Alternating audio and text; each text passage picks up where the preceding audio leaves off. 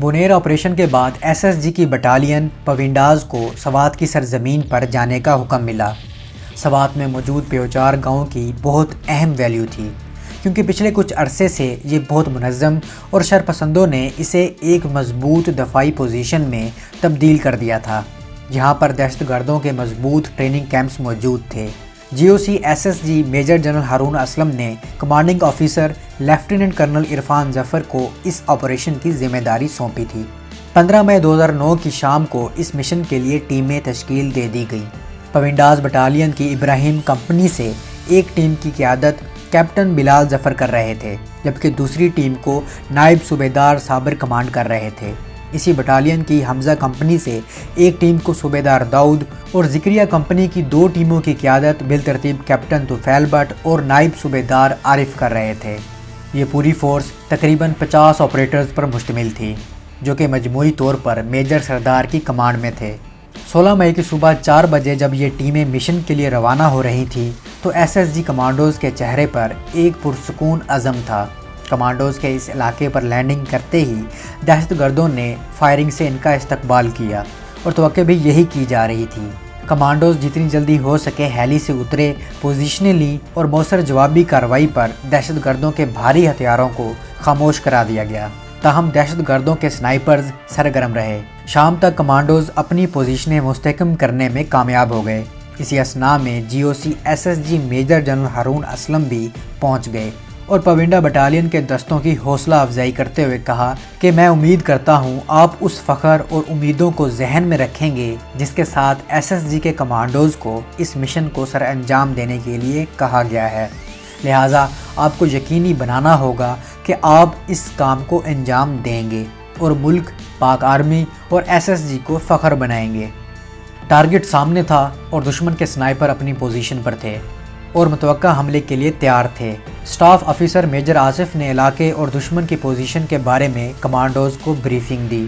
رات کے وقت میجر سردار کی کمان میں 50 آپریٹرز فیصلہ کن مشن کے لیے دشمن کی پوزیشنوں کی طرف بڑھنا شروع ہو گئے۔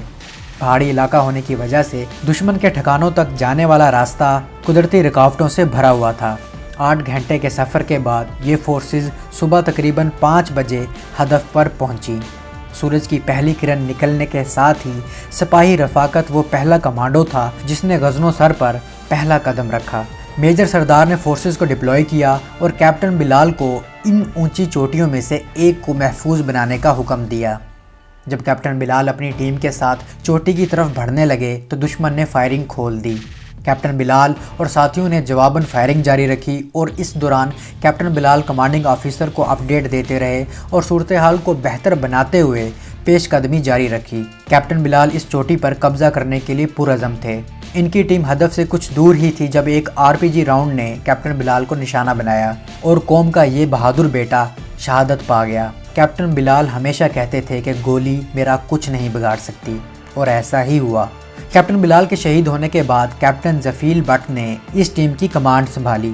سولجر محمد معروف اور ماجد اس حملے میں زخمی ہو گئے اور دن بھر فائرنگ کا تبادلہ ہوتا رہا۔ بھوک اور تھک جانے کے باوجود پوری یونٹ تیز تر جذبات میں رہی اور عزم ایسا تھا کہ وقت آنے پر ہر کمانڈو حتمی قربانی دینے کو تیار تھا۔ نائک شیر نواز اور سپاہی ذوالفقار کرالنگ کرتے ہوئے اور آبسٹیکلز کا فائدہ اٹھاتے ہوئے دشمن کے بنکروں کے نزدیک پہنچے اور گرنیڈوں سے حملہ کیا، اور شرپسندوں کو اس حملے میں بھاری نقصان اٹھانا پڑا۔ اس کے بعد جی او سی میجر جنرل ہارون نے جوانوں کا مزید حوصلہ بڑھایا اور پیغام دیا کہ غزنو سر کی اس آخری چوٹی کو شام تک کیپچر کر لیا جائے۔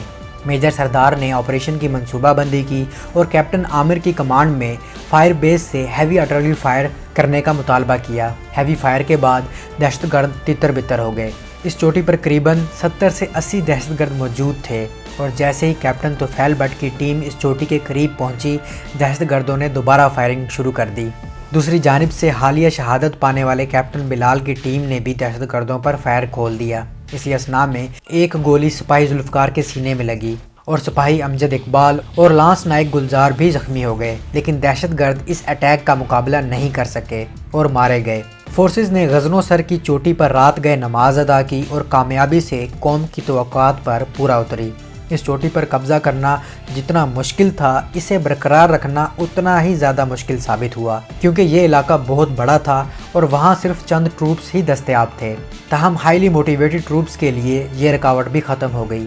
اسی چوٹی کی ڈھلان پر تالگر کے نام سے گاؤں ہے۔ چونکہ اس گاؤں کی طرف چوٹی سے آہستہ آہستہ ڈھلوان آ رہی ہے، لہٰذا یہ محسوس کیا گیا کہ یہاں سے کاؤنٹر اٹیک آ سکتا ہے، لہٰذا اس طرف میجر عظیم اور نائب صوبیدار داؤد کی ٹیمیں کھڑی کر دی گئیں، اور ان کا ٹاسک یہ تھا کہ گاؤں کی طرف سے ہونے والی کسی بھی حرکت کی نگرانی کرنی ہے اور کسی بھی حملے کو پسپا کرنا ہے۔ اور اس طرح روزانہ بارش اور کبھی کبھی سنو فالنگ کے ساتھ سخت سردی کو برداشت کرنے کا کھیل شروع ہوتا ہے۔ پیوچار ٹاؤن کے ساتھ پانی کی ایک ہی ندی تھی اور ایک دن میں ایک ٹیم ہی پانی لینے جایا کرتی اور یہ پانی دوسرے دن تک استعمال ہوتا۔ کمانڈوز کو پیوچار گاؤں میں سرچ آپریشن کے احکامات موصول ہوئے۔ پہلے دن اسپیشل آپریشن اسکول کے کمانڈنٹ کرنل ساجد کے انڈر کمانڈ تالکر گاؤں کا سرچ آپریشن کیا گیا۔ اس آپریشن میں یلدرم بٹالین کی 2 ٹیموں نے بھی حصہ لیا۔ پونڈاز کی کمان میجر عظیم کر رہے تھے اور ان کے ساتھ کیپٹن طفیل اور نائب صوبیدار داؤد بھی اپنی ٹیموں کے ساتھ تھے۔